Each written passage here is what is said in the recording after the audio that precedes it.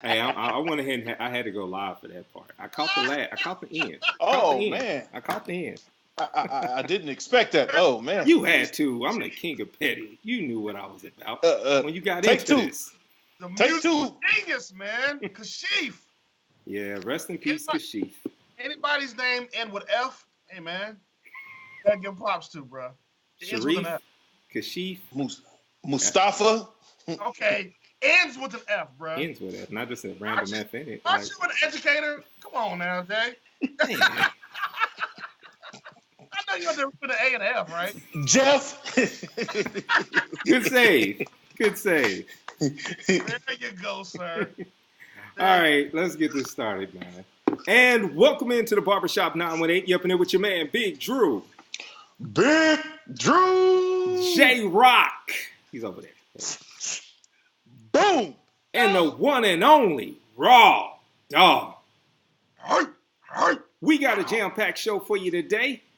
Pack with jam, baby. And a little bit of jelly. So today in the World Class Word on the Streets, we're going to talk a little bit about the Grammys. We're going to get into some of the movies that you can see on Netflix and Showtime and other places, and also a little bit of other television news. We also are going to do just a little bit of talking about what's going on in the NBA and some trades and different things that are going on in the NFL. So we got you covered with sports. And for our hood topic or debate, I don't think we're going to debate. It's more of a hood topic today. We're going to talk about this blackface scandal because honestly, last week we this won't be hot news, but it just won't go away. So everybody just keeps doing it. So we got to talk about this. So we got J-Rocc's world famous struggle face. Speaking of blackface, we got the of the week. All right, and then we got the premiere of Blerd Lines. This is where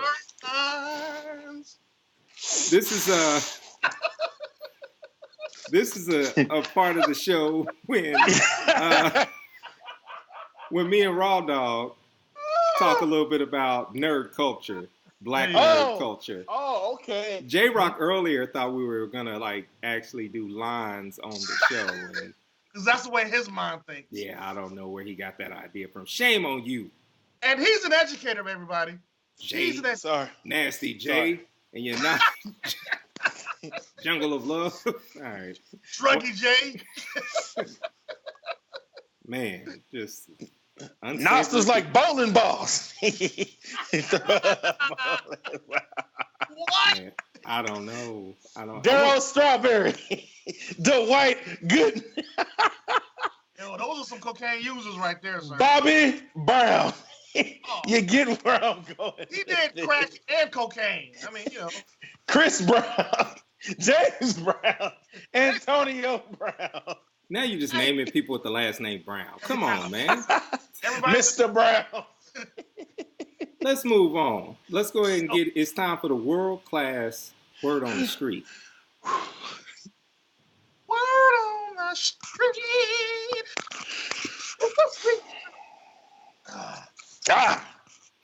Woo! Like that, Zeus. Thank you. Rough. Yeah.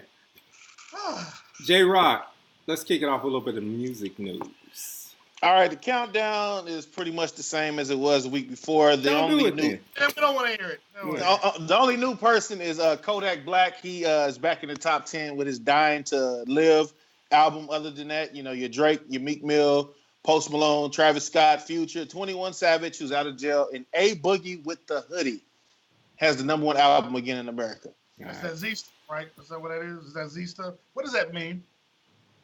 What's that? Oh, it's that Z stuff. He don't say stuff though. What does that mean? What is he talking about? Zesty. No, I think you're lying, sir. I don't know. Okay, I'm gonna move on. Hey, ask your students tomorrow, okay? Because we want to know. Hey, so as you guys know, I'm not actually in the 918, so I'm watching the news, and I see Tulsa on the news. Of course, I'm excited, but it's because the police threw some pepper spray or pepper balls. Oh, yeah. Yeah. Because of Travis Scott. his concert got scheduled, at the last minute. People were already there at the BOK Center. So, of course, you know us. we're gonna act a fool and we don't like what Well, we ain't. from the crowd, it wasn't a us situation. It was Yes, a lot it of was young them. people. It was a lot Them. of It was young. a lot It of was a them. lot of them. It was a lot of them. There's a lot of colonizers. But I had an insider. Was you there? Scoop on the No, on the concert. Oh. Apparently, they said it was a technical problem. My insider told me that everything was set up for the concert, so it sounds like Travis Scott may have been hungover and just didn't make it to Tulsa in time. Because when I seen him, he was at the Grammy Awards, I was like, "There's no way he's gonna make it to Tulsa in time for his concert," because he would have to do show prep like we do, and he had the show to start at 7. We do show prep. Yeah, man. Yeah. Okay, J. We did show prep for the last 5 shows. Let's start front. All right, J-Rocc. So you saying we freestyling right now? What's up, Sharon? So, KC Brody Love in the house. so here's my thing. The Grammys. I actually watched the first 20, 30 minutes, and then not cut it off. Then my kids came in and cut it back on, so I ended up watching the end of it. It was horrible. It was not good to me. Now, Grammys ain't been good since Michael Jackson died. And the only thing that ever made the Grammys good was every now and then they would pull him out to do a tribute or something like that. But it's just not a good... I don't like award shows in general, but the Grammys is becoming one of my least favorites. I think American Music Awards I like less. But... American yeah. Music Awards is terrible. So for me, I'm watching this and it's just like, okay, the number one thing that I guess I got to talk about is 2 things. One, why does Motown get a tribute every 5 years? Is it necessary? I mean, I love Motown. I absolutely, and I don't want the music to ever die, but... Why is it necessary? I don't get it. It's an anniversary. Really? Really? Yes. Is that necessary? The dog is... I'm the only one here, man. He wants Let me go get JoJo. No. JoJo is his lunch. I'm just telling you right now. So the other thing is they do the tribute and to Motown, and it's Jennifer Lopez and Neo. Now that's default. I think that's his only job. Hey, we need you to do a Motown tribute. Come out, dance. That's all he does. Say no more. Yeah. But the J-Lo thing, outside of the Tina Marie song, everything else, I was just like, why is she singing this? I don't know. Maybe I'm coming from a wrong place. But now you gotta understand that J-Lo's been in Vegas for a long time, man. So everything she does is straight Vegas, even if it's Motown. She straight Vegas up all the Motown songs. That show was Now she hit every dance move. She Vegased it up because that's what she knows now. Yeah. She don't. Everything she does is Vegas. So and I think a lot of people just I don't know. They just didn't like it. Now me personally, I thought she did okay. Yeah. I think you know what it is? It's the ability when you think about the music that you celebrate or that's a part of your culture. I think sometimes you just want someone that you identify with a little bit better culturally. Mm-hmm. So, and it's not a bad thing that she did it, but it's still kind of like, one, I just don't think she can sing that well. And then I just... Tell me, we're going to break it down to we want to see somebody black do it. Is that what we're saying? I didn't say that. That's what you're saying, sir. But he didn't say it. He didn't say it. But no, I think that's why most people held an issue with it. I think for me, the biggest issue I held was vocals. She's not known for her vocals. She's known for her performance. And I feel like I'm good. I'm good with her performing, but I've never heard. Can you name like a top 5 song? Do you have a top 5 J-Lo list? Or do you have a song where you'd be like, vocally, she killed it? Love Don't Cost a Thing? Love Don't Cost a Thing? Wasn't it her first song? My love don't cost a thing.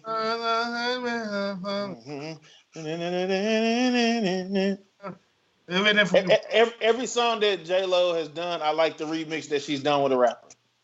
Oh, like with Ja Rule. Come on now.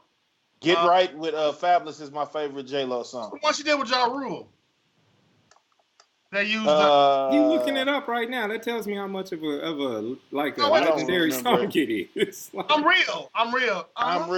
The way you walk, way you talk. That was Ja Rule's part. I think y'all ignored my question about it being vocally sound. Like I don't care. I don't care if y'all can dance to it or not. She cannot sing. We know this. But have you seen her lately? She's hot. She's old enough to be my mom. I know that much. Wow. Did you really have to say that, sir? You know, and I'm embellishing. Like, she's really probably not that old. Dang. Like, I don't think she is. Is she old enough to be our mom, Jay? No. How old is J-Lo? She's like 50, 55? 51. She was a fly girl when we were 9 and 10 years old. She's in her 50s, man. Tony Braxton's older than she is. Somebody look that up. It ain't like we're not on the internet right now. I mean, come on. So, Would you look this up, man? J-Lo is Keep talking. Either way it talking goes, about the Grammys. other things. Here's Go ahead. the other thing that stood out for me at the end. It's the way the Grammys end all the time. People are always upset with like Best Album awards and all these other different awards. I don't know any of the new music, so it doesn't mean much to me. But I always like watching my son get mad and say that somebody got robbed. Well, Casey Musgrave, I don't. Yeah. Album of the year? Yeah, my son was upset about that one. He was like, how does How J. much Cole of get an no nominations? But No, that don't make no sense. To me, it was like, well, look, let's give all these black folks their awards in some of these other categories, and we're gonna give Casey this because album of the year made absolutely no sense. It did not have the same impact as a Love Below Speaker Box back in 2004, 2005. That one album of the year, and it should have because that's what everybody was talking about. Everybody ain't talking about no dang Casey Musgrave or Musgrove, whatever her heck her name is. maybe Right? now is majority culture talking about it, and just us and minority culture isn't talking about it? I don't know. Yeah. Is that my voice I'm hearing, or?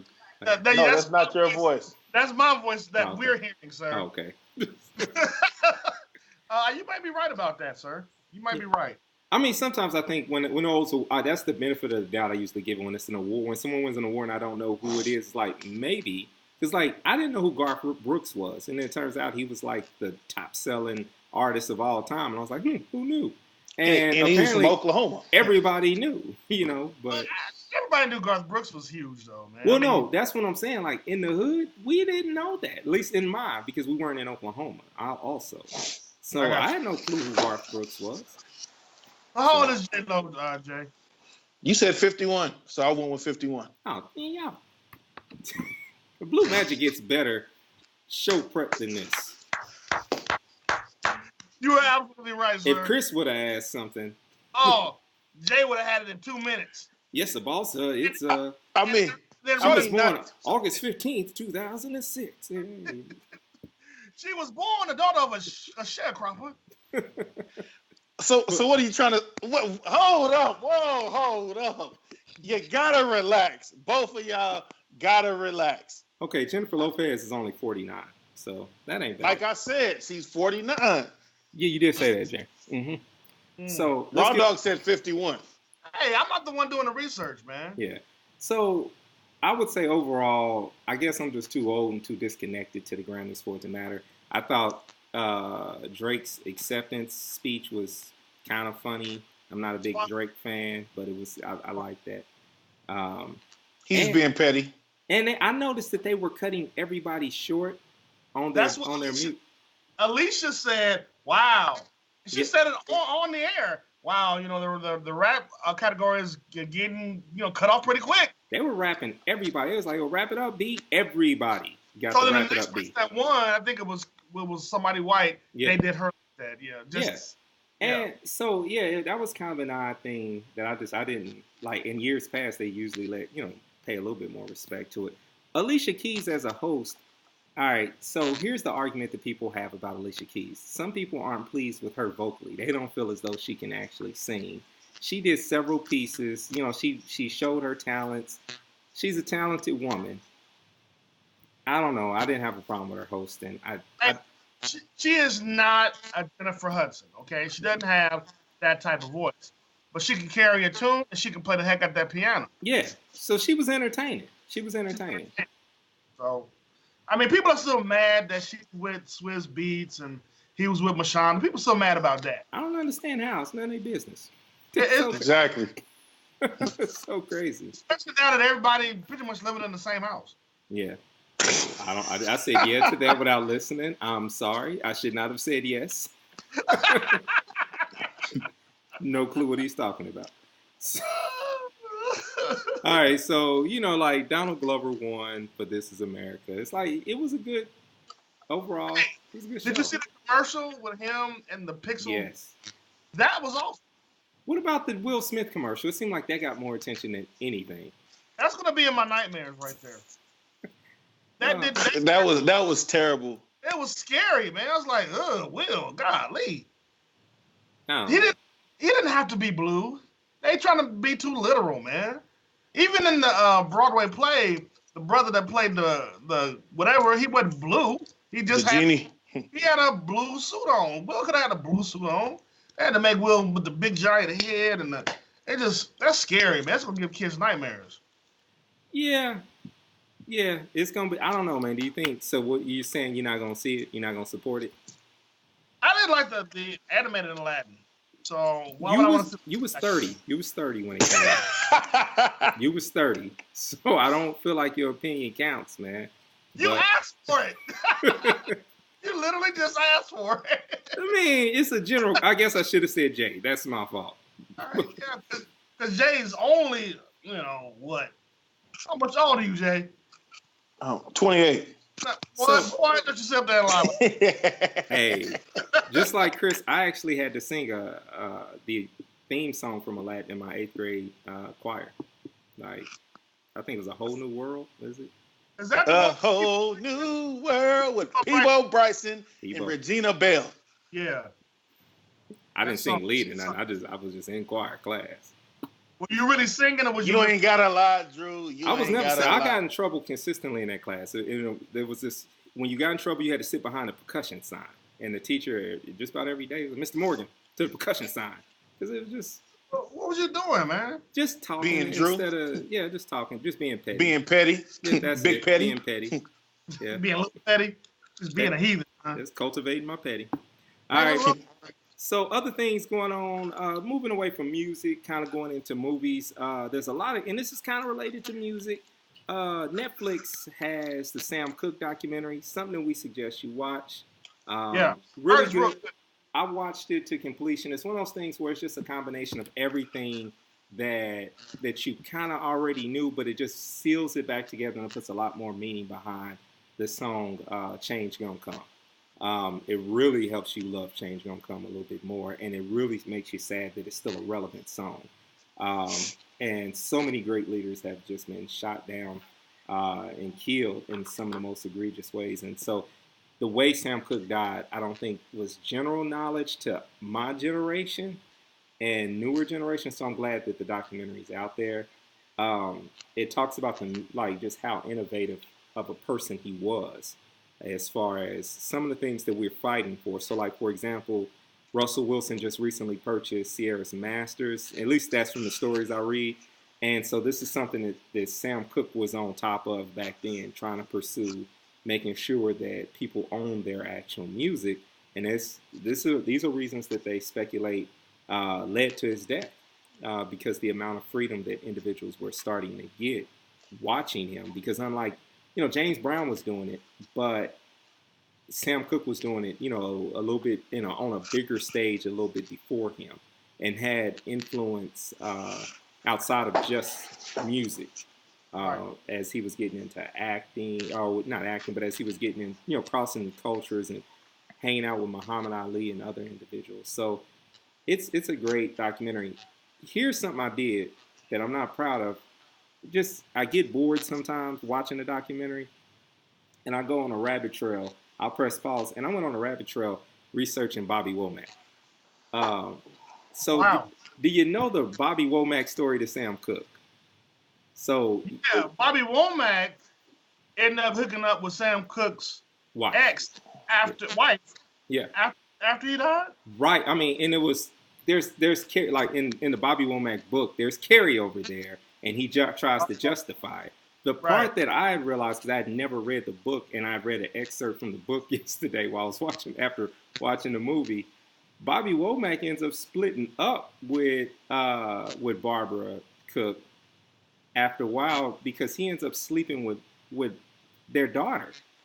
Like, he gets caught in bed with the daughter of Sam Cooke and Barbara Cooke. She was, at the time, in the book he says she's 18, but I was looking at the math from the year of their divorce to the year that, I was like, that don't add up. She was 17.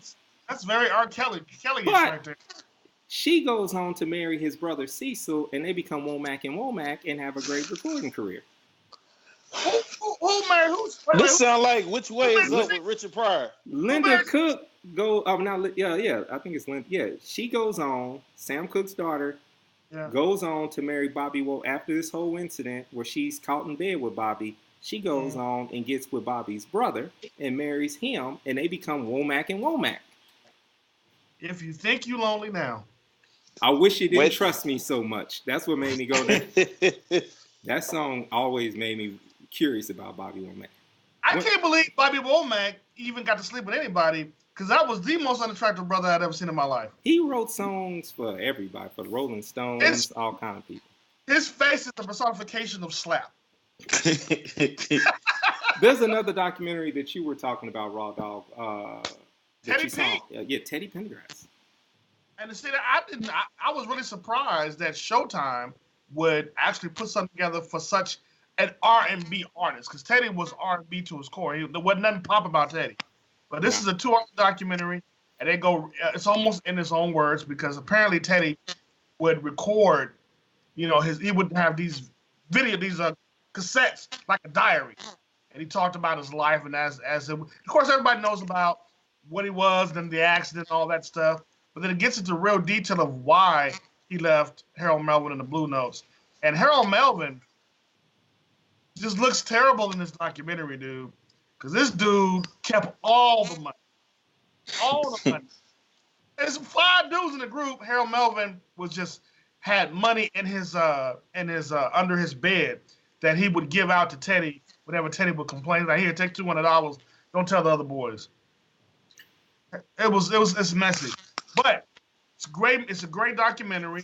It's got a lot of some of his live concerts, especially the ladies only concerts he used to do.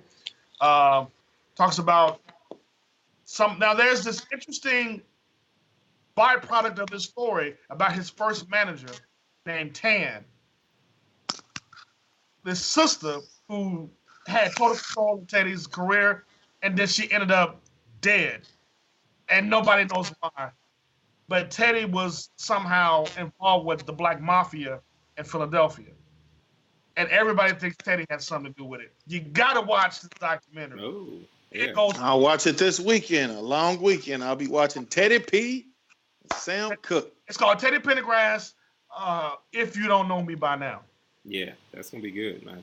So it's a lot of good stuff, man, that you can watch on Netflix and other things on television. So getting to that if you get snowed in or whatever's going on with you.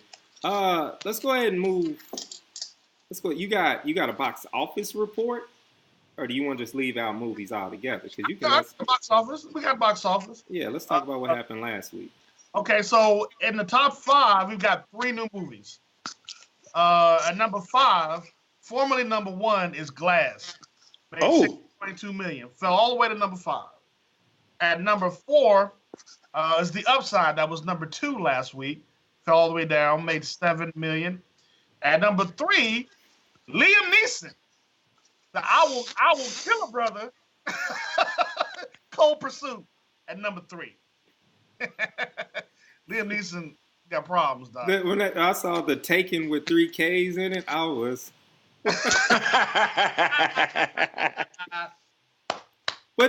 And he said it just like every racist friend that I've ever had that feels comfortable telling me stuff. He said it just like I've experienced that in real life, where someone just be like, they'll just drop the N-word on you. I think if they were not on camera, I think he would have just dropped it and would not have blinked. Without a blink. Liam Neeson, he wanted to kill a brother. I think the most ignorant explanation, I cannot think of her name, but somebody was like, well, he can't be racist because he kissed Viola Davis in the mouth. Rodriguez, who I love, is being real stupid right now. She needs to shut up.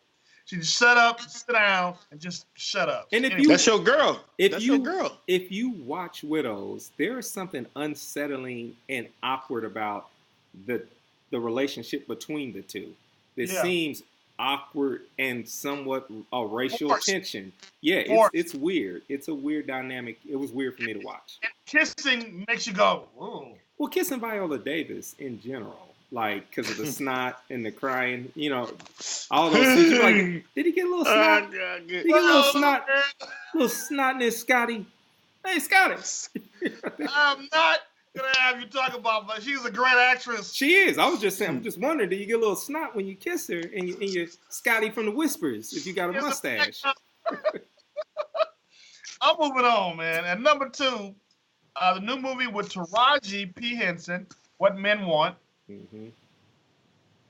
Made number 2, and number 1, the Lego Movie 2, the second part, made $34 million. Well, yeah. Okay. There you go. Moving on, Mr. Drew. All right. So, hey, real quick, you know what movie I saw on Redbox? I saw The Oath. If you get a chance to watch The Oath, it's a lot of cussing, but it will get your blood pressure up. This is the one with Tiffany Haddish. Yeah. And Ike Barinholtz. Mm-hmm. Yes. I've heard about this one. It will get your blood pressure up. It is. It's a lot of political stuff in it. It's where we are as a country. It really honestly is. Like I said, a lot of language, but other than that, it's just everybody has to sign. Like the president, like basically institutes this thing where he says, sign it. You don't have to sign it, but if you're a real American, you sign it. And it's almost the equivalent of the pressure of like wear a MAGA hat or not in real life. You know what I'm saying? So it's kind of like that type of tension, and it just divides everybody, and it's worth a watch. It works on me. By the way, I finally saw The Hate You Give. Good. My goodness, one of the best movies I have ever seen in my life. How was the allergies? Did you cry? I got close a couple of times, man. Oh man, close a couple of times. I cried during the book so many times during the book. It was just like during the death scene, during and then during the movie. I was in the movie. All of us was in the movie theater. All 4 of us was crying. Like even though we knew the outcome because we had read the book, it was still like I was hoping maybe dirty tears. It would be justice for Khalil, but to me the most poignant part was when she was having to talk with her uncle, Carlos, and she asked the question, and he was straight up honest as a cop. Yeah. The difference between how he would have handled a white man in a business suit versus a brother and normal wear. Which is something unique to the movie. The screenplay was written that way, but it wasn't necessarily expressed that way in the book. So I really appreciated that because it does give perspective, and then even the change of the ending from the book to the movie with the little boy toward the end there, that was it kind of shifted the discussion to it's the hate we give. Dog is out of control, man. Oh God. Oh, nobody called PSA on me. You will. You going down Michael Vick style. Mike gotta go. You gotta go. Raw one. He just bullguarding, man. He's just like, hey, man, you ain't doing nothing. But great movie. I'd watch it 10,000 times, man. Yeah. All right. Man. And let me give you one more documentary that's out there, like on it's on Prime Video, called "Tear the Roof Off." It's a documentary about Parliament Funkadelic, and these people say George screwed all of them as far as money. He didn't pay nobody. He paid them all in drugs. Because he was doing drugs. Yeah, and he kept all the money. But see now, George. We want the dope. George is getting screwed over. Gotta have that dope. So he went, but as far as the music, I mean the money for the concerts, because they toured all the time, he wasn't giving these cats nothing. A lot of the cats that just left because they weren't getting paid. You know, he was staying in the suites, they were staying on the bus. So if you get a chance, if you got Prime Video, Amazon, Tear the Roof Off, the untold story of Parliament Funkadelic, very interesting. Yeah, I gotta check that out. Yeah. All right, so time for us to talk a little bit of sports, get out all this entertainment discussions, and let's get into sports news. And let's start off with the NFL. Joe Flacco has now been traded to the AFC West to the Denver Broncos. Now, this is what, the 3rd year in a row the Denver Broncos have made a quarterback change that's supposed to be productive. So I don't know if there's any pieces left for him to work with. I'm talking about him physically and the rest of the Broncos team, but we'll see. You never know. Also, Antonio Brown is demanding out and saying goodbye to the Pittsburgh Steelers, and fans are burning jerseys. So, Well, word on the street is that he's supposed to be headed to New England. which would That's be, scary. there's a problem. It's something I have a problem with cats going to New England. It's almost like saying, boy, if you act up, this is the place you go to get some get right. Like, it's like you now are in the tough teachers class. You know what I'm saying? Like, well, yeah, and I don't like that every time a troubled, so to speak, troubled receiver, that's the first suggestion. Send him to Tom Brady. That'll quiet him down. He'll be so grateful to work with Tom. Bill Belichick, he's the Negro whisperer. Yeah. So yeah, so it's like the rich get richer, and I don't want to see it. I want him to go somewhere where his value will be, appreciated. Like he can actually put on a show for the fans, and they would actually care about him. Because at the end of the day, the guy is, he wants to be a star. Let him be a star. Nothing wrong with that. Yeah, I mean, top 3 receiver. I'll put it to you like this. He's only going to be fast for so long. He's only going to have the skills that he has for so long. Let him maximize and live his best life, because once he can't play for us anymore, nobody's going to care. So he's got to get his. And, maybe Kansas City could get him. Maybe he could be the piece that Chicago's missing. I would love to see him in Chicago. Love it. I would absolutely hate it. It would be the worst thing if he landed in Dallas. Absolutely horrible. That's not happening. Absolutely horrible. That's not happening. It wouldn't fit. That's not a good fit at all. Nope. Nah. Antonio needs to be, in order for him to be successful, he's going to have a quarterback that can get him to rock. Dak is not the right quarterback for him. Mahomes, I would love to see him in Kansas City because of the way they run their offense. That would be a good place for him. But Dallas, no. Well, speaking of Kansas City, ex-Kansas City Chief running back Kareem Hunt was signed to the Cleveland Browns to a one-year offer. And so the hypocrisy that kind of shows up that everyone's talking about, and this is my take on it. John Dorsey's taking a chance on him because he drafted him. John Dorsey's the same person who drafted Tyreek Hill. Tyreek Hill and Kareem Hunt's situation are eerily similar once you actually get past the shock of the video. You actually hear like, okay, these were people who were wrong for what they did, but there was a racial connotation behind it that's not, that no one's being held accountable for. Not saying it was okay what they did, but they're taking a chance on them. It's one of the least, I have no clue why they think this is a good idea, because the incident happened there. He's from there. The chances that he's going to be able to stay on the straight and narrow there is limited, but he feels it's going to be better. Here's the big question I have for you guys. Kareem Hunt in the league. Ray Rice, no. Colin Kaepernick, no. I feel like it's because Ray Rice, Colin Kaepernick cost the league money. Bottom line, cost them money.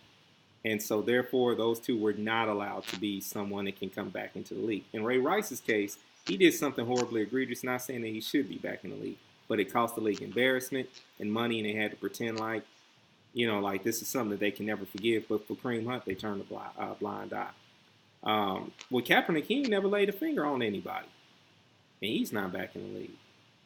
He just took a stand. That's all he did. Just took a stand.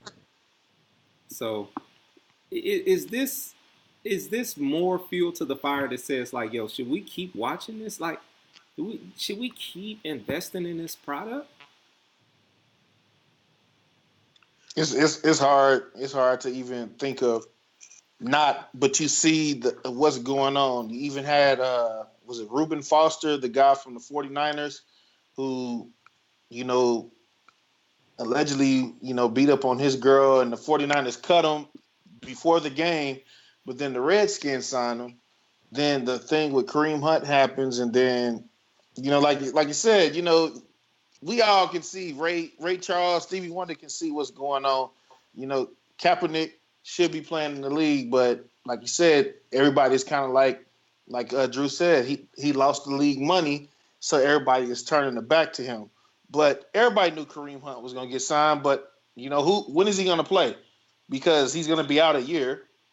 So, Cleveland, Dorsey, he's taking a chance because Cleveland already has a superstar stud in Nick Chubbs, and they also have Duke Johnson back there. So, I mean, even when he does play again, I mean, it's a good chance that he's not going to get on the field in Cleveland because he's going to be rusty. Yeah, he'll be real rusty. I actually suspect that the league wants to make a positive example out of him. I believe that they have a desire to maybe. I don't see him missing a whole year. I see him getting a 6 to 8 game suspension, and then possibly being able to play the end of the year. And maybe it works out, maybe it doesn't. I don't know, but I actually see them being a little bit more lenient with this sentence, considering there's consequences that's already been paid. There's things that have already been done on his part. I think it would look bad. I think the league is weighing how bad would it make them look if they over-punish him. And so I don't think that they're going to take a chance on it. I think they're going to give him probably a stiff 6 to 8 game suspension where people really can't argue with that.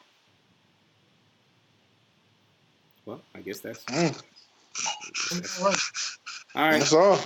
All right, so that's the NFL. And so NFL conversation always leads into a much deeper narrative, especially for African-American men. And that brings us to our hood topic, which is about blackface. Why? Why is blackface still going on? So from a Barbershop 918 perspective, this is something that's actually been an issue in Oklahoma recently over the past few years through OU. And OSU has had some incidents with it. And so now the state of Virginia, the governor, and then one of the, not the lieutenant governor, because he has a sex scandal going on, but the guy underneath that, he came out and said, hey, I got blackface issues too. And so all of that, and then on top of, in the fashion world, we have Gucci, who designed a sweater that comes in other colors to their credit, but they also designed a black one with red lips, which we all know is, when you put big red lips on a black background, it instantly says blackface. So Prada had some sort of a gift or some sort of doll or whatever it was that had a blackface design that looked just like a blackface design. And Katy Perry had shoes that clearly, when black, made blackface. So people are saying on one end that African Americans are being too sensitive about this issue and they need more understanding. What do you guys say? Are we being too sensitive about blackface issues? No. I don't think colonizers are being sensitive enough. I mean, there was a time when that was socially acceptable. Come on, actors actually made movies with blackface. Cartoons, some of our old cartoons that we love, Bugs Bunny, all them. Tom and Jerry. Whenever somebody got shot in the face, all of a sudden they had blackface and braids. Yeah. Come on. I think it was socially acceptable for so long, and I just don't think people in this time don't really understand what that time was like. They're so far removed from it. You know what I mean? Yeah. They don't get it. I think what happens is people miss the point of the minstrel period shows in the periods of time where blacks had to be put into a category to either be feared or clowned. But it couldn't be, you couldn't be 5/5 human. It was a way of taking away our humanity. And so to mimic that, so the shoe polished black and the big red lips was saying something totally different than, let's just say, Robert Downey Jr. as an actor on Tropical Thunder saying, okay, I'm going to do a guy who's black, who then you've got like, what's his name, Brandon T. Jackson, I think that's his name, whose character was there to keep saying, you're not black, fool. But there was this awareness that like what you're doing isn't cool, but he did that. There's a difference between that and putting on black shoe polish, or basically just putting on a darker face just to say, hey, this is my, because you can do a character. You could be Michael Jackson. You can moonwalk. Like, for example, I'll give you a perfect example from our childhood, Jay. The Simpsons. You remember when The Simpsons did Michael Jackson? Yeah, It the was heavy set guy. It was a heavy set white guy Yeah. who was Michael Jackson. He came on and sang "Lisa, It's Your Birthday." Birthday. Perfect Michael Jackson voice and everything, and we knew that he was doing Michael Jackson, but they didn't change him to a black character. They didn't put him on black. They didn't put blackface on. The governor of Virginia loves to moonwalk. He almost moonwalked in the press conference, but his wife said, no, that's a bad idea. So, like, he loves this part of the culture and wants to imitate it. You can moonwalk without putting on blackface. You can do a Chris Rock voice without putting on blackface. You can rap all the words to a song without saying the N-word. I know I'm mixing things here, but but you know, I just want to throw that point in while I could. Right. But you don't have to put on the face. It's insulting. It's very insulting. Jay, what you think, bro? I mean, I feel like society, the people who are a part of this, they're too comfortable now with doing this stuff. We see this every year around Halloween, costume parties, and all of this, where people do this stuff, and like they always run into apologize and say, "I didn't mean to do this," and all stuff. You know what you're doing. Like the people at Gucci who put out that, y'all sit in a boardroom and watch the marketing plan, and you telling me that nobody thought to be like, hey, you know, maybe we shouldn't do this. This isn't right. And so that means that it went past different levels and avenues in order for them to even put that out.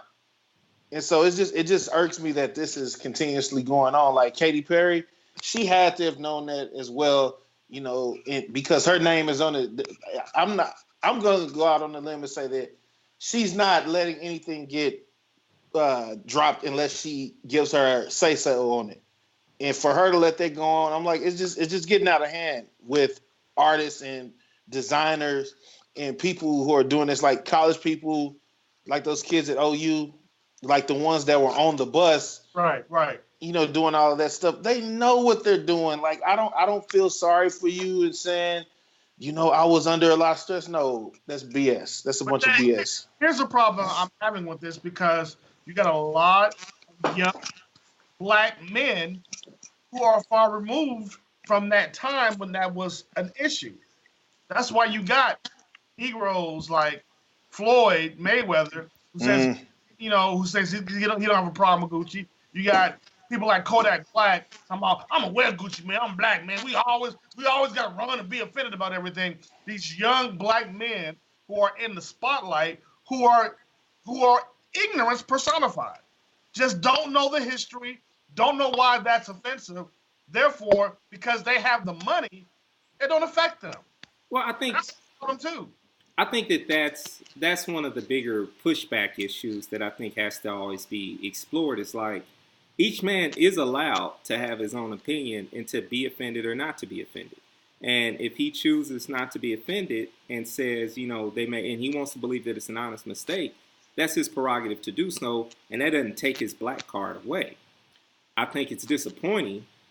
But then in some cases, it's like on one hand, and I'm not trying to be petty, but on one hand, when you know that Floyd Mayweather may not be the type of person who keeps up with the news, he may not be the type of person that's going to sit down and read a book, a history book, you can't necessarily be surprised that he doesn't take to heart why this is offensive. Because sometimes it's a lack of knowledge. And so I don't think Floyd Mayweather is well read in that sense. And once again, not being petty, not making fun of him. I just don't think I don't think that that's a part of his sphere. I think he's in that money changes color for a lot of people, and they start being colorblind. Everybody has a right to their opinion. I get it. But there are just some obvious things, though. Come on now. I'm sure there were a few black folks that thought differently than Martin Luther King back in the day and go, you know, why are we making such a fuss? But they were the minority, okay? And they weren't folks that had the bigger platform. Nowadays, you've got young artists who are influential to our kids saying, oh, I don't know why everybody's tripping off of this. I'm all about my money, baby. You know, and have no responsibility and no way of even understanding why this is an issue. in the bigger picture. It's all about them. It's all about me. Forget how this may affect folks generations from now. And that's where we are with our younger folks, man. They don't care. Yeah. It don't affect. Well, yeah, and that's a limited scope because there's still just for every artist that we can name, like we've got still people like T.I. who has our kids' attention. We still got people like J. Cole and Kendrick Lamar that still have our children's attention, who are putting this information out there, who are stressing for something greater. So I'm not saying like everybody's listening to those people. We have those people in the family who just are choosing not to be down with what's going on. But let me ask you, are we being hypocritical when we when we have things such as white girls and other things where there's whiteface, when we do a character and we're never, and we do voices and different things to talk about other cultures, are we being hypocritical by not being offended by those? I don't think so. I mean, like when I saw Marlon talking about the movie White Girls, right? He said why that wasn't, why that's not as offensive as say to white guys because of how those images were used before. White folks are not offended by black people being in whiteface. They think it's funny. We don't. And it's not because it's not funny. It's because of how it was used against us as people for so many years. So you always have to understand the historical context of why we react the way we react. White folks ain't never had a problem with that because they didn't have that thrown in their face like that. Yeah. So that's why you can have a white girls and it's not a big deal. Yeah. Now, if you do a movie called Black Girls, starring Morton, what's his Robert Downey and some other white guy, that's gonna be a problem. That's gonna be a big problem. So the Starbucks CEO today said that he doesn't see color, and I think that statement is one that gets.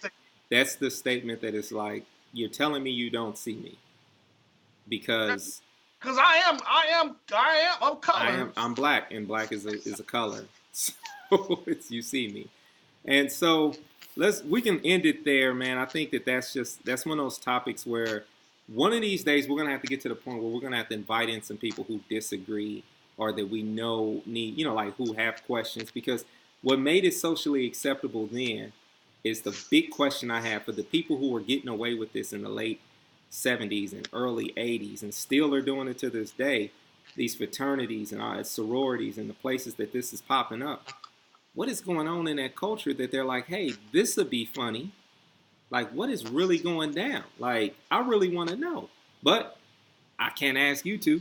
Like, all we can do is, my assumption is racism. That's it. It's the only place I can leave it. All right, man, let's talk a little bit of NBA. Let me ask you guys something. Have you seen that new Kevin Durant show? Nope. Yeah, it's called Boardroom. I think you got to have ESPN Plus. But I ain't got that Skybox money. Yeah. BORED room. Yeah. Stop. So I have not seen it, sir. So the Thunder is one of the top teams in the league right now, man. Like it's crazy because they're hooping. But the beautiful thing about it is it's like trade deadline came and went, right? And outside of cutting Alex Abrinas, we didn't really do much. We didn't need to. Yeah, we just signed somebody to a 10-day contract who's been a part of our D League. But other than that, something like that. But that's just to fill in a space. Yeah, and so we were really just kind of in this position to where it's like, come playoff time, I still feel like there's one more veteran piece because they were trying to get Wesley Matthews, but he decided to go ahead and sign with Indiana because he got to chase his money. At this point, unless you join Golden State, and he's a starter as well. Yeah, you just chase your money unless you're going to Golden State. You get somewhere where you got a good chance of re-signing next year. Victor's out; he's a starter. It's a good chance that he can prove that he's a part of that system. So looking around, there's nothing you could say that can be added. But for what shifts have been made, where do you think the Thunder stand? Do you think we stand in front of Houston?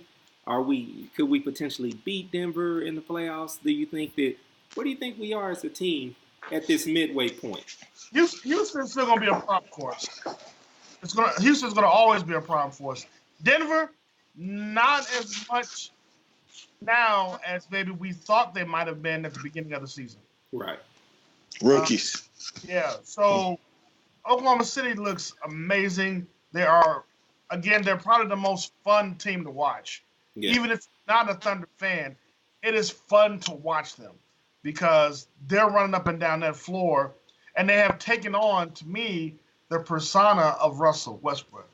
Even though Russell's not doing great, the team itself has become Russell. They run the ball. And what's even greater than that is Paul George is just balling like I've never seen him ball before. Even more so than when he was in Indiana. He has total control. He has carte blanche to shoot whenever he wants to shoot, to drive whenever he wants to drive, and no one's gonna say anything. Now he's the one getting the MVP cheers when he's at the free throw line, and Russell don't have a problem with it. Yeah. He's on the bench cheering his teammates on, and to me, that says more about this team's potential success than anything. Is the fact that these guys they like playing with each other. They really enjoy playing with each other, and they have their dips and falls like most teams in the NBA. But when they dip, they really dip.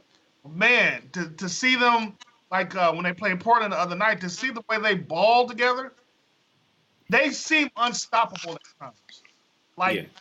They could go on the court with just about anybody, and even if they lose, they ain't gonna lose by much. Yeah, I think that's. Well, go ahead. Yeah. No, I was gonna say you've seen the growth of this team. I mean, I feel like this team would have been like that last year, and I mentioned it before without Melo on the team, because last year, the chemistry, they struggled, and so you had Russ, who felt like he had to do a lot last year. This year, he's kind of started trusting his teammates, and the numbers are down. Like his numbers, this is why I love the team, because the media and everybody, they've been down on Russell because he's only averaging 21 points. He's getting his rebounds. They feel like his assists are not legit assists. It's like he's throwing it to people and they're making shots. And, everything's down. But you know what? His team is standing behind him 100%. And Russ even said in the media today, he said he doesn't give a bleep what anybody feels about, his performance and how he's been playing this year. He's like, because y'all don't matter. It's only my team that it matters about and what he's done. And, I feel like, he's all around, his overall game has stepped up. I mean, the late defensive stop against the Rockets last week, the Rockets had them down by 26 points.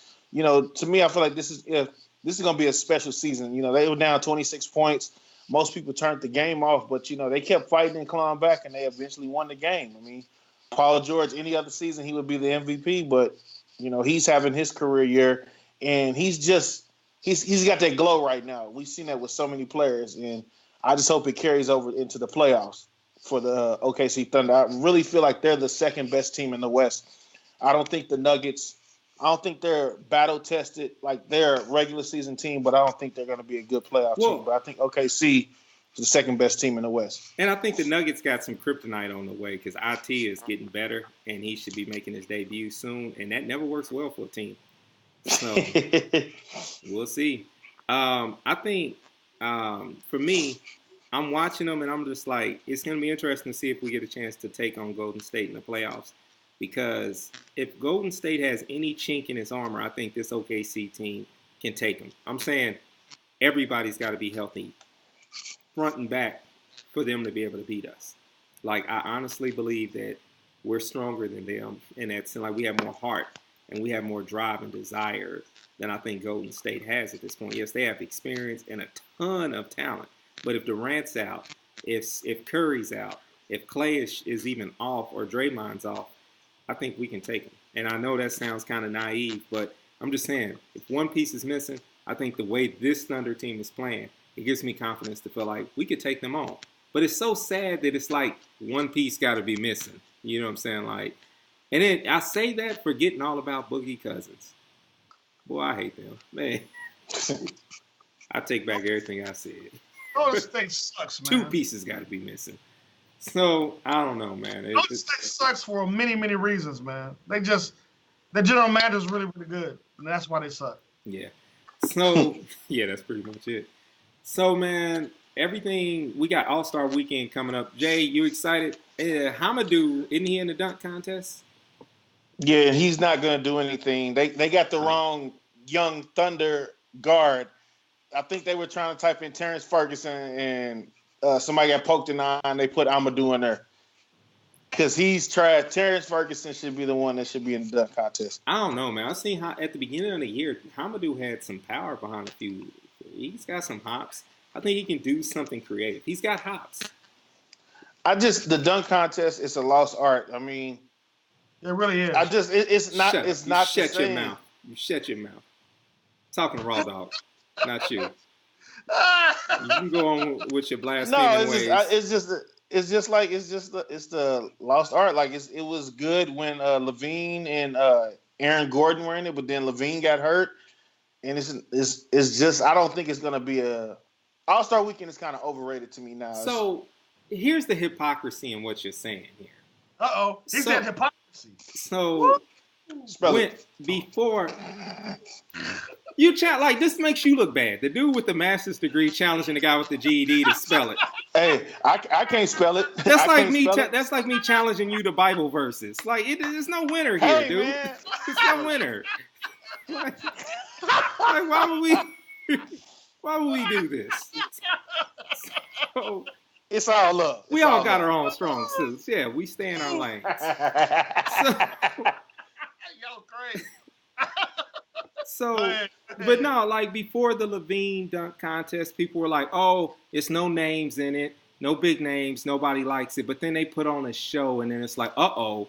And so it's the same thing. We don't know if Hamadou's going to put on a show or not. We don't know who is it. We don't know these names. And we don't, and when you look back at it, we can be like, well, Dominique was a star. This person was a star. But I'm pretty sure people was like, I still want Dr. J in it. At the end of the day, we got to keep things in proper perspective and support somebody because the dunk contest can be good. It's just a matter of us being fair and objective. Out of 5 years, it's only been good once. I mean, that's just the truth. I mean, some of the changes that they've made to it, I'm not necessarily in agreement with, but I'm not going to just say throw it out. Like, they're trying to tweak it and make it better, and I think they're doing a lot to make All-Star Weekend better in general. They've changed it. They had a draft. I watched the All-Star draft. I'm actually hyped. Oh, yeah, that was cool. That was cool. What they're doing with the All-Star game itself is an improvement, and I think that improvement is going to trickle down into some of the other competitions. I'm excited about the three-point competition. I want to see, honestly, it sounds weird, but I want to see Seth take on Steph Curry. You know what I'm saying? Like, I want to see these. The three-point challenge is a lot more fun than the dunk contest. Yeah, the dunk contest is weak right now. And there's been years where the three-point contest was straight trash, and the dunk contest was strong. So it's hit or miss. It's not going to always be both, but I wouldn't be. I'm going to go into this optimistic, and I think that Hamadou and some other people, other people in it, which I don't know their names, I think they may surprise us. At least that's my hope. Disappointed in you, Jay, but that's okay. Getting all grown and crotchety old man. You think because you got a little gray in your beard, you can just turn your back on the slam dunk contest? Oh, gosh. Jay don't let him talk to you like that, man. He's trying to get in your head, bro. You hear that? It's not gonna work. You hear that evil laugh? You hear how evil his laugh is? You know he's trying to come between us. He's trying to call you into the crotchety side. Don't look into that beard. It's too white. Don't go into the white. Don't go into the white beard, man. Hey, it's hypnotized. Yeah. So when I was watching the draft, I was like, man, this team, like, you could tell LeBron really didn't want anything to do. I didn't think he wanted anything to do with Russ or Paul being on his team. I just kind of felt that way. But he traded Russ, and so I'm excited about for his future teammate Ben Simmons. We've seen it all. Yeah, Ben Simmons sucks. I'm sorry. I mean, like, to be a star, like, he's not the next big. Okay. We can't shoot the ball. We know who the next big star is on this show. Zeus. Oh, man, Zeus. He has to put actual hands on this dog. Like, it's not a gentle, like, oh, going away. He's like, He's getting tired. Having to push from his. He got to push with his chest to get the dog off of him. He won't just leave, man. All right. Anyway, I'm sorry, guys. So yeah, man, I think. All right, that's the hour. It's something just Bing to tell me we've been on an hour. All right, so anything else with the NBA All-Star Weekend before we shift? Hey, before we leave, though, because I know we're not going to get the blurred lines, let Yeah. me just tell you something, Drew. I found out from a coworker at work that there is a series online at DC, a DCU series called Titans. Yeah, I watched it. You want me to tell you about it? Okay. So hold on real quick. Let's just scoot over just a little bit. Let me see the whole face. There we go. So let's go ahead and sing the Blerd Lines theme song. I don't care. We got a few more minutes. Let's get this. Blerd Lines. You know you want it. You know you like it. Go ahead and write it. That song is so rapey. All right. So, Oh man. so basically, Titans is an adult show. So if you got DC Universe. If you got DC Universe, this is not a show that you need to watch with your children at all, period, whatsoever. No, at all. And so basically it's dark, just like DC is very, very dark. And basically Robin is beating the life out of people with his bare fist throughout it. And so there's two Robins on the show. They're using Dick. Todd. Yeah. And Dick Grayson's the main Robin. And so it's gonna be good. Now, what's more interesting, and I'm not skipping past Titans, but just want to point out, Beast Boy started off with Doom Patrol. Doom Patrol premieres Friday. Doom Patrol is gonna have Cyborg in it. So, so that's gonna be kind of interesting because I think it was like episode 4 of Titans. It was just all Doom Patrol. Like it was how they got Beast Boy out of Doom Patrol. So it's gonna be real interesting to kind of see. Am I having to pay for this, man? It's like $7.99. It's worth doing like do the free trial, go through some of the material. If you feel like it's worth it, for me, it's kind of a write-off because I'm doing a documentary, so that's the only reason why I got it. Because when it boils down to like money, if this wasn't a business expense, I would. It's not enough content yet. Now, if you don't mind reading your comic books on the screen or on a tablet, DC Universe, like when you pay for the DC All Access, you do get some of the old comics that they're uploading. So you get a chance to read a lot of the old Green Lanterns, pretty much all the detective comics, all of those things are on there. So you do get a chance to read comics. I'm just watch the Titans until that free trial is over with. And so you could watch, if you were to get the free trial this weekend, you could binge Titans and then check out the first episode of Doom Patrol and see where you're at with it. But overall, it's not it's pretty good. Starfire and Robin have a little thing, but it's not crazy. It's not a crazy thing. At the end of the day, Robin, you could tell, is really in love with Dove from Hawk and Dove. And so they explore Hawk and Dove's backstory. So that's pretty cool. It has a whole episode for that. And then I'm gonna go ahead and binge it this weekend. Because like I said, a coworker of mine said, dude, he was excited about it too. Yeah. Have you seen Titans, dude? That's exactly how he said it. It was greeted with a lot of angst and this is going to be something I'm going to cover in my film. Ideally, I would love to get her for an interview. But, the young lady who's playing Starfire, she had to, delete her Instagram account for a little while because individuals were, coming at her, calling her a streetwalker, saying, a black woman shouldn't play Starfire.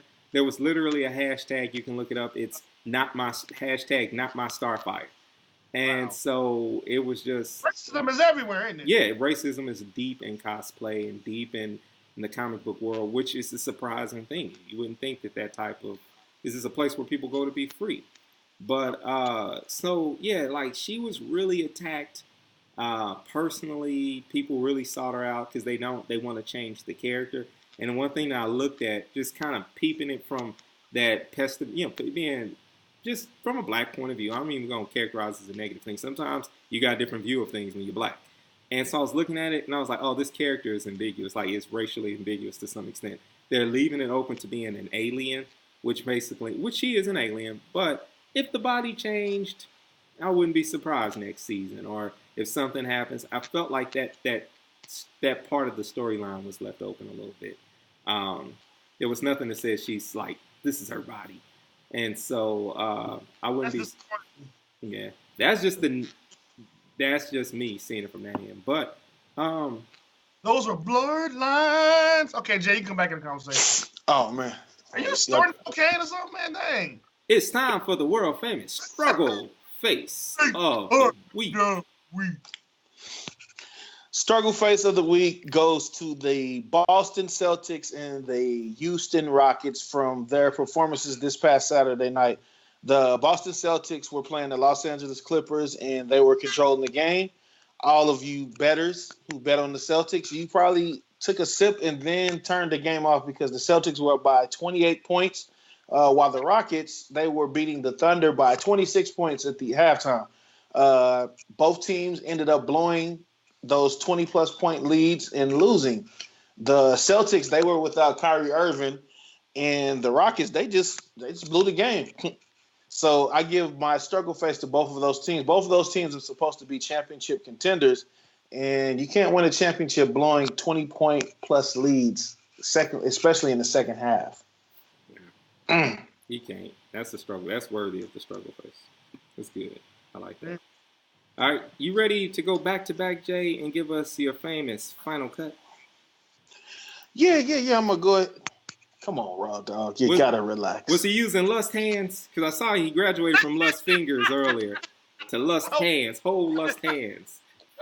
I did the cut. Go ahead, man. Oh, okay. Oh, he wiped his neck.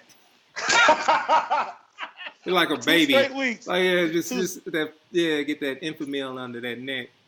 Man. Just get him. I'll say this.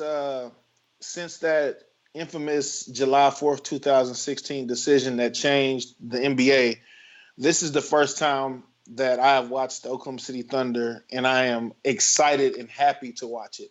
We've went through 2 struggle seasons where even though Russell Westbrook has won MVP and he's averaged triple-doubles in back-to-back seasons, we always just struggled, with the teams that we played against. But this year, I'm just happy that our point guard has finally started to trust his teammates. We've also seen the growth of Jeremy Grant and Terrence Ferguson from being, young, scared kids in the playoffs last year to playing big minutes and putting up good numbers. Can't forget Paul George, like I said, he's just smooth. PG, playoff P, everything is he's just a smooth brother. It's been a while since we've seen something like that in OKC. And I look forward to OKC making a huge run in this year's playoffs. Going into the All-Star break, I feel like they're the second best team in the West. So I look forward to what's coming forth with the Oklahoma City Thunder in the second half of the season. Like I say all the time, winners win and losers lose, and they all find a way to do what they do. It's your boy J-Rocc with the Barbershop 918. And I'm out. Full force get busy one time. Hey man, what I would like for the younger generation to have is to learn historical context. I know I kind of touched upon this earlier in the show, man, but it's really important that we know our past. I mean, I know it sounds cliche, but it is the truth. If you don't know your history, you're bound to repeat it. And when we're faced with things like blackface and these age-old racist type of things, we have to understand it for what it is, and we have to act accordingly.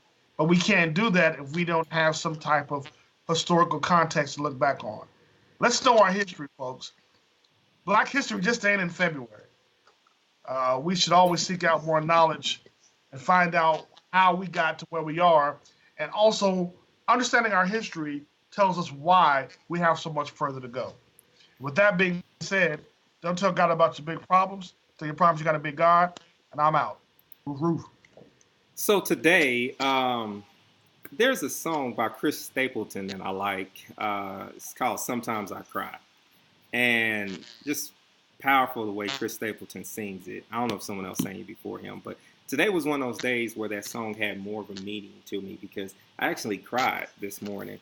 I ran across this picture of Trayvon. I'm trying not to show my laundry back there. I ran across this picture of Trayvon Martin where his dad is kissing him. And it broke me down because I realized that that's one of those honors and privileges that I still get. Like, I still get a chance to kiss my son. I still get a chance to actually show him love and affection, and I'm still there and a part of his life. And I look at that father, the love that Tracy Martin has for Trayvon, and I couldn't imagine the amount of pain that he goes through on a daily basis, experiencing knowing that he lost his son to fear and racism and so many other horrible things. And so for me, I just woke up and I just realized that it's like, those tears that I had cried, those were like, I realized that 2012, this young man died. And I talked about it like it was a hashtag. I talked about it from so many different angles. But today was the first time I took a look at the picture and I stared, I looked at it and I grieved with that man. I actually prayed for his family and actually just looked into just the amount of pain. I couldn't imagine the pain that he's in. So for me, I feel like that type of empathy is not unique to me being black.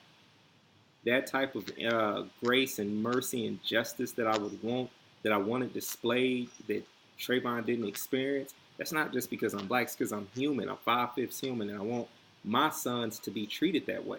I want your sons to be treated that way, regardless of their race, ethnicity, whatever it might be. We've got to step up and we got to do better as human beings and remember that hate cannot drive out hate, that only love can do that. We love you guys for listening to the Barbershop 918. And you got to remember that you can always check us out at www.thebarbershop918.com. You can call us. You can find us on Facebook, Instagram, Twitter, Spotify, Anchor, Google, Apple, anywhere that you can find podcasts, you're going to find us. And if you can't find us, that means you ain't looking for us, and you're missing out. You're missing out on the best sports entertainment podcast there is. We are the Barbershop 918. Going strong for 4 years, baby. 4 years. 100 some episodes, we don't know. We stopped counting. That's how good we are. We stopped using that. Tell them rawness. Tell them, sir, rawness. That's right. It just happened. Shout out to Ben Rain. If you don't know what we're talking about, gotta go look it up. For the love of Ray J. And chocolate cake. And chocolate cake. And Kashif. Because we miss Kashif. Yeah. He's a musical god. Alexander O'Neal is the only person I ever put on Kashif's level. Wow. Innocent. If you were here tonight. Woo! All right, guys. It's really high. You on that ooh-wee. All right, fellas.